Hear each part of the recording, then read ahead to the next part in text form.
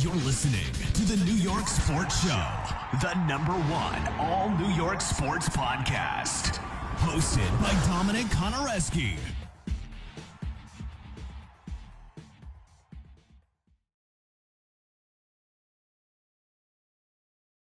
Hello and welcome to this New York Sports Show exclusive interview.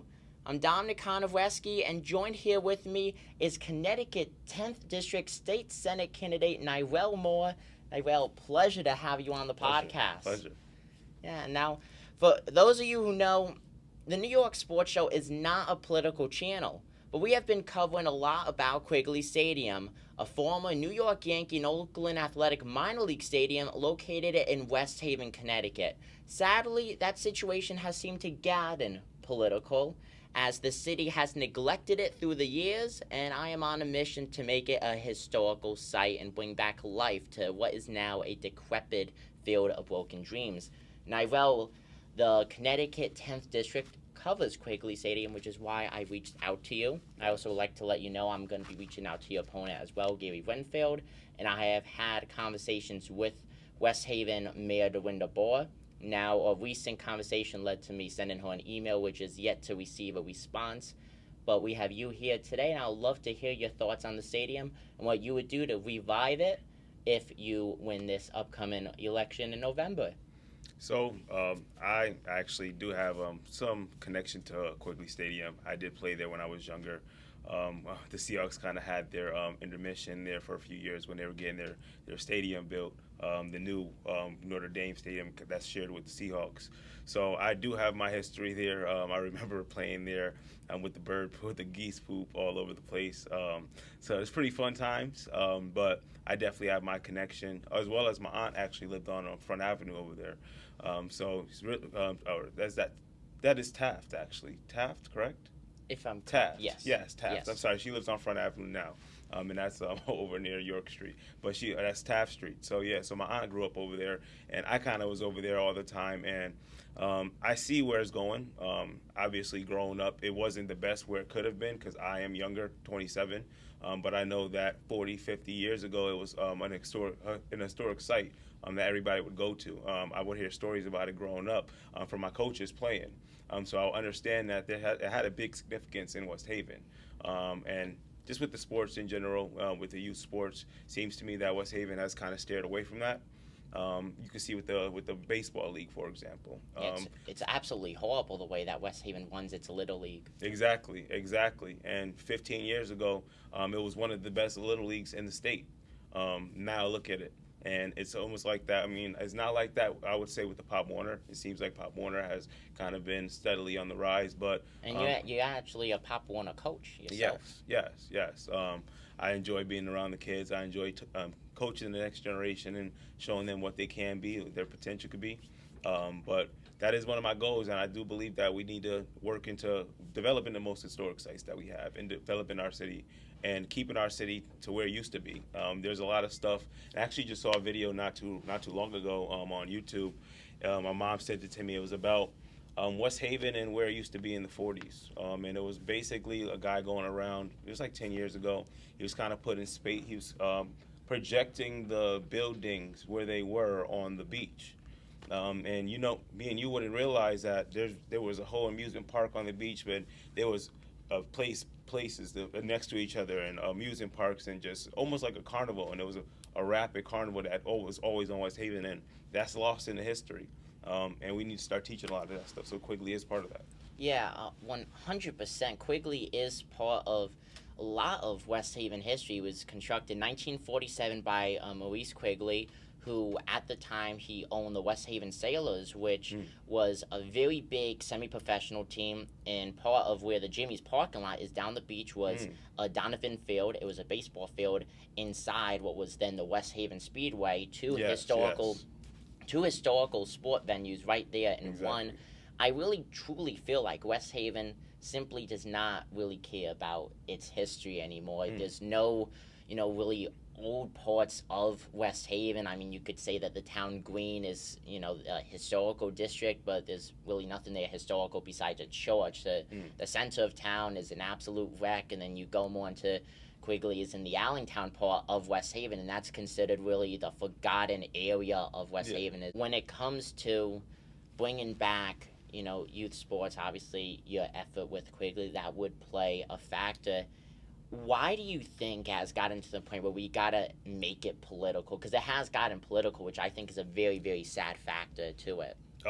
Most likely because kids are steering away from sports, and typically parents are also steering away from sports. So when you get a generation that doesn't really play the sport itself, there's no need to really keep with the uptake. On top of the city looking at youth sports as something that they don't really want to put that much money into unless the sport is on one of the rapidly growing ones like the West Haven Seahawks. Because West Haven Seahawks, I mean, if you look at it, they're probably one of the best teams in the nation, especially one of the best teams in New England by far. And it's been like that for the last 15 to 20 years, since I've been there at least.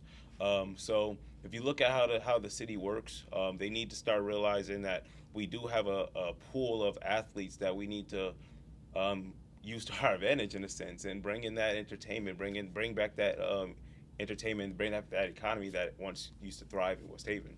Yeah, West Haven sports, even going and looking at West Haven High School, I Yes, mean, they're coming exactly. off of an amazing sports Exactly. season overall. I mean, we had Football and basketball. Yeah, and even hockey. The hockey team made the playoffs, where they had to drop down to Division II, though, to do so. But then you have the football team who came a failed 2-point conversion. If they were to make it, they would have more than likely won the state championship. And then the basketball team as well came little minutes away from the state championship, Exactly. too. So West Haven, overall, they are in a very good spot. And even their baseball team is producing, grade A players. There's a player right now at the University of Maine, Gianni Gambardella, who is coming off of a pretty solid season for Division I baseball. And baseball in West Haven, there's 2 little leagues in West Haven, which goes to show on how dysfunctional the city is when it comes to that. But what I want to focus on for a minute is just the money that the city has poured into maintaining Quigley Stadium, because you and me both know it's been very poorly maintained. A 1988 New York Times article showcased Quigley Stadium, and it got a former quote from West Haven Mayor Guerra, where he said that the city pours about $75,000 a year into maintaining that stadium. Now, we all know now, at least, the stadium is being very poorly maintained. As someone who played in the Twilight League, I played for about a month there. Very fun league to play in, but very bad stadium to play in. You have holes in the outfield. The dugouts need to be fixed. The bullpens, batting cage, absolutely in decrepity right there.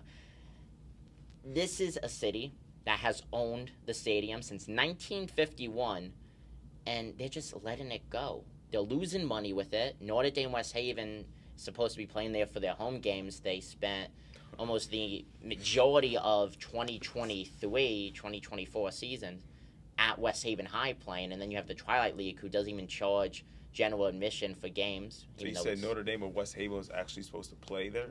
Yeah, they've been playing their home games at West Haven High. But they were supposed to play at Quigley? Yeah, they were supposed to play at Quigley. They've spent the last several years playing at Quigley Stadium, and then they made the switch to West Haven High. And from what I'm hearing from people inside West Haven Athletics, Notre Dame West Haven is going to have their future home games being played at West Haven High, which would mean Quigley Stadium's only going to be used for about 2 months out of the year for the Twilight League. And when you look into what Mayor Guerra said, the $75,000 a year, that would translate to about $194,000 in today's money a year to maintain the stadium. Now, putting it at more of a realistic number, that's probably between 80 and 100K. But the city is doing not even the bare minimum to maintain it. They are absolutely failing at what is, I would say, generally a pretty easy job to maintain a baseball field. I mean, there's not much that needs to be done there besides controlling the shrubbery, getting rid of graffiti with paint, and just making sure that netting isn't all ripped up and tangled. So what do you think the city is trying to do here when it comes to their massive profit loss on the stadium? Why won't they try to invest it and bring either events to to the field, or just overall money through sponsorship banners? Well, they would first have to figure out which kind of events they could bring to the stadium. The field itself or the venue has to be attractive. So you just can't bring anyone into a venue, and which is that comes to the detriment of bringing, if not putting the money and the funding in. Like you've said, they haven't been looking at that for the last 20, 30 years now. So I think that first they actually need to clean up the environment over there, make sure everything is set to a standard where you can actually have a big enough venue. I can see, from my point of view, why Notre Dame or West Haven would have their home games there, because of the way the stadium is, the outlook of the stadium right now. You can't bring a lot of visitors there. And that's not going to bring a good enough attraction. The parking lot's not big enough. They probably need to expand that as well if they do want to make some money out of that. But that's something that will take a little bit longer to look at, I believe, because ultimately they don't look at areas like that because it is technically a sports venue.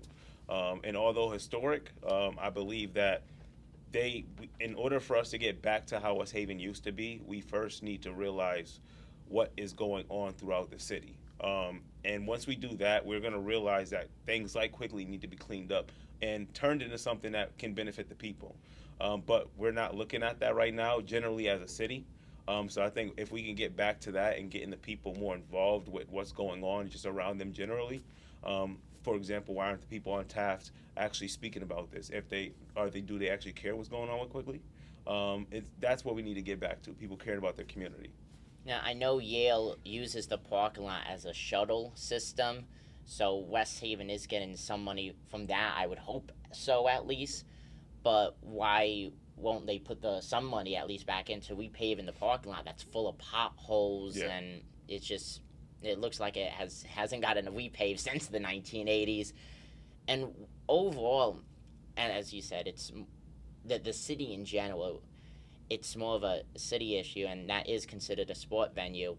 At the grand scheme of things, when it comes to the city of West Haven, I think we could both agree on Quigley Stadium is probably one of the more minor issues that need fixing. Yeah. But I think at least when it comes to the area, that goes a long way. Exactly. 100%. And that could also lead to youth sport opportunities that could bring even Notre Dame West Haven back to fully playing there full time. Or just being able to use it as a rental space, somewhere you can actually go if they need to. That could bring in more attraction from other schools. There's some schools that don't have home fields. Like I went to my freshman year of high school, I went to Hyatt Leadership. They didn't have I don't think that's an existing school anymore. But at that time, they didn't have a home field. So things like Quigley could be rented out to New Haven, to utilize that as home fields for schools that don't have their own home field. So I think that we just need to revamp and rethink how we utilize our spaces. But ultimately, it comes down to community caring about the community.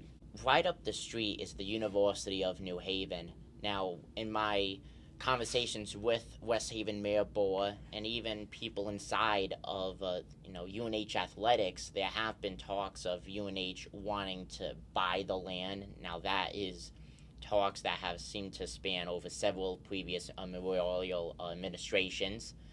But it seems like it's becoming more and more likely now. I've been hearing a lot more noise surrounding that. And basically, the main idea is UNH would buy a lot of land, which would most likely involve some houses over there, and make it into a football field for the team to go to Division I. They're currently Division II. They just had a massive training facility construction get completed. They have everything except seating capacity, so that would make it on the trajectory of going Division I, and that would, of course, mean demolishing the stadium for a football field along with surrounding houses. How do you feel about that, if that was to happen? I mean, it would all be dependent on what the structure of the demolition and the rebuild is. I wouldn't want to move people out of their homes, and I also see that Quigley may not have enough space for a D1 football team. Especially with the traction that UNH has been getting right now. They've been one of the top D. I just don't believe that Quigley has enough space for that, which we may have to rethink what new UNH is going to do with that position. I wouldn't turn it into more housing. I definitely would want to keep it for the community. But then that's again, that's not up to us right now. Yes. Although we would want to get in positions. The final questions I would like to look at is just the historical standpoint. As I said earlier, the main goal is to try to make it a historical site. And when it comes to historical figures, we've had multiple New York Yankee Hall of Famers there, in both players and managers. And then, of course, you have players in the Negro League Hall of Fame, such as Satchel Paige and Willie Mays, who played there. Satchel Paige. Willie Mays? Yes, yep. Wow, Willie Mays played there in the very late 1940s after the stadium was constructed, and he played a total of 3 games there. See, that's why people, I'm sorry to cut you off, No, but that's why people need to understand the history of West Haven, because back in the 40s, Willie Mays played here, and then we also had the amusement park in West Haven as well. So there was so much going on within our city.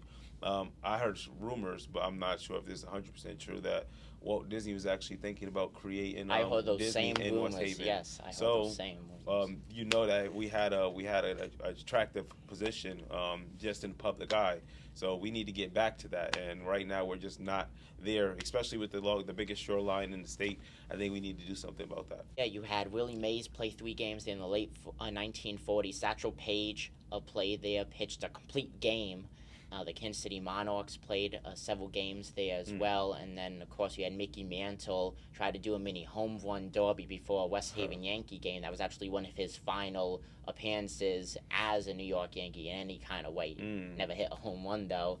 But there's a lot of history that was at the stadium. When I myself was playing there, I felt like I didn't deserve to be playing there, because if you look at the list of historical figures in the baseball world who stepped foot in the batter's box there, even at the top step of the dugout as a manager, it really is incredible. Yeah.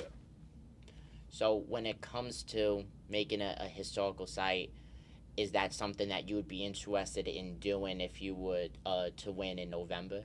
Well, I would have to have a conversation with everybody who has been connected to Quigley for a while.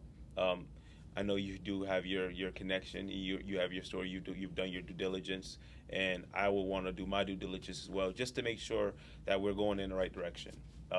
And that's the main thing for me. Yes, I will make it a historic spot if that is going to benefit West Haven the most. And ultimately, it comes down to benefiting the community, and that's the most important thing for me. And then turn it to the youth and how we can bring that back to the youth if that's something that we want to do.